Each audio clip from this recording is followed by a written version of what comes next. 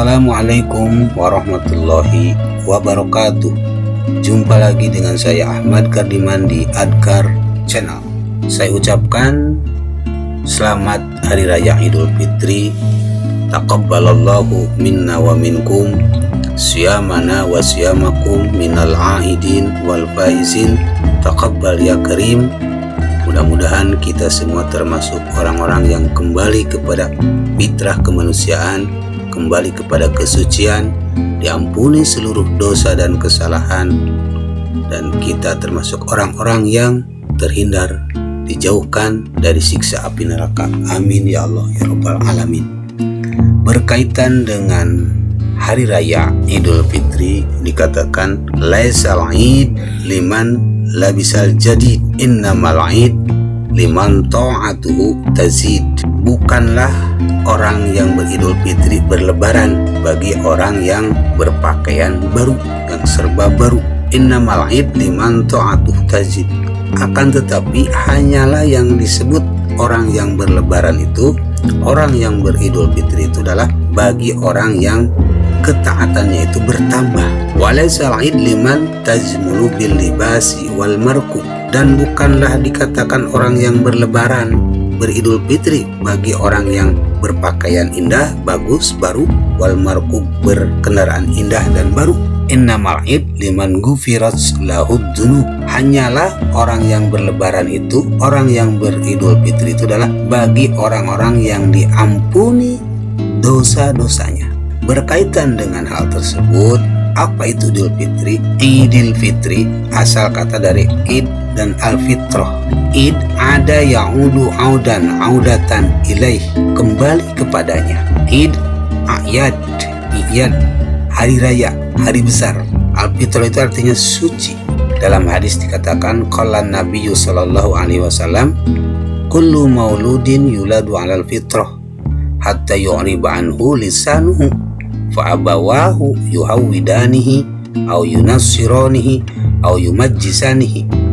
Setiap yang dilahirkan itu dilahirkan dalam keadaan fitrah, suci, bersih, tidak membawa dosa, apalagi dosa keturunan. Tidak, siapapun yang lahir ke alam dunia itu dalam keadaan suci.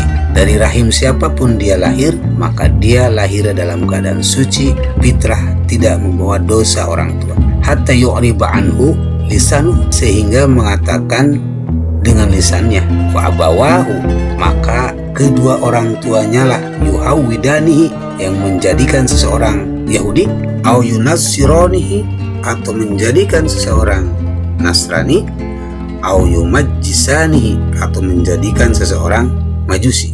Maka kedua orang tuanya, artinya lingkungan yang membentuk seseorang jadi Yahudi, jadi Nasrani, jadi Majusi, bahkan jadi seorang mukmin dan seorang muslim. Berkaitan dengan hal-hal yang telah diungkapkan tadi, artinya orang yang kembali kepada fitrah kemanusiaan, fitrah kesucian, mempergunakan seluruh fasilitas Allah yang Allah berikan selama bulan Ramadan dengan sebaik-baiknya. Dimana kita tahu bahwa 10 hari pertama bulan Ramadan pintu rahmat dibuka sebesar-besarnya, selebar-lebar, dan 10 hari kedua pintu maghfirah, pintu ampunan dibuka selebar-lebarnya bagi siapa? Bagi mereka yang mau memohon ampun kepada Allah. Dan di 10 hari akhir ketiga ifkum minan nar, dibebaskannya dari siksa api neraka. Maka ketika memasuki 1 Syawal, ia kembali kepada fitrah kesucian. Bagi siapa?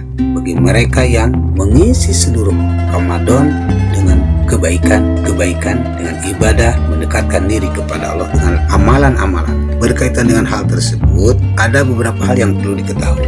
Syarat-syarat tobat. Ada kesalahan yang berkaitan dengan Allah, ada kesalahan yang berkaitan dengan sesama manusia. Ketika kesalahan, dosa, kehilapan, dan keburukan berkaitan dengan Allah, maka ada 3 syarat yang mesti dipenuhi ketika dia mau diampuni, dimaafkan dosanya. Pertama, meninggalkan kemaksiatan, keburukan. Yang kedua, menyesali perbuatannya. Setelah meninggalkan, lalu dia menyesali. Kalau dia meninggalkan tapi tidak menyesali, maka syaratnya tidak terpenuhi. Maka syarat yang pertama, tinggalkan dulu. Lalu yang kedua, menyesali seluruh perbuatan itu. Dan yang ketiga, bercita-cita, berangan-angan kuat tidak kembali selama-lamanya kepada dosa yang telah dilakukannya. Maka ketika 3 syarat ini dipenuhi, maka diampunilah seluruh dosa-dosanya. Adapun ketika dosa berkaitan dengan sesama manusia, maka ditambah 1 syarat, yakni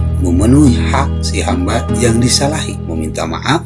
Kalau si hamba memaafkan, maka dimaafkan oleh Allah, diampuni oleh Allah. Akan tetapi ketika berkaitan dengan harta benda, kebendaan, maka selain meminta maaf, maka dia mesti meminta dihalalkan kalau perlu diganti. Kalau si hamba belum memberi halal, maka persoalan belum tuntas dan belum selesai. Ketika si hamba memberi kehalalan kepada apa yang kita minta dihalalkan tersebut, maka Allah pun akan mengampuninya, Allah pun akan memaafkannya. Dan ketika berkaitan dengan ucapan yang menyakitkan hati si hamba, maka itu pun kita mesti utarakan dan meminta dihalalkan, minta maaf. Ketika sudah selesai, maka Allah pun akan memaafkan dan mengampuninya.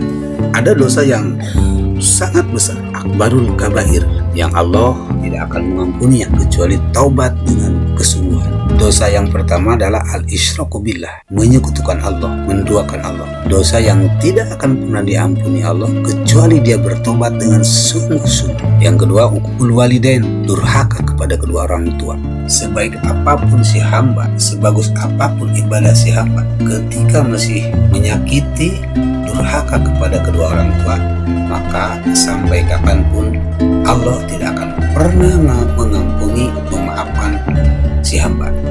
Dan berkaitan dengan orang tua, ada 3 orang yang termasuk kategori orang tua. Pertama, orang tua kandung. Yang kedua, mertua. Jika dia sudah menikah, maka orang tua dari anak yang kita nikahi adalah menjadi orang tua kita, derajatnya sama dengan orang tua kandung. Dan yang ketiga adalah guru, pembimbing, pendidik yang membimbing kita, itu pun sama kedudukannya dengan orang tua kandung. Artinya ketiga orang tua ini kita mesti minta ridho, minta ampun, minta maaf kepada mereka. Ketika ridho sudah muncul dari mereka, maka Allah pun akan ridho. Ridallah fi ridal walidain wa sukhtullah fi sukhtil walidain. Mudah-mudahan bermanfaat. Wallahu a'lam bissawab. Assalamualaikum warahmatullahi wabarakatuh.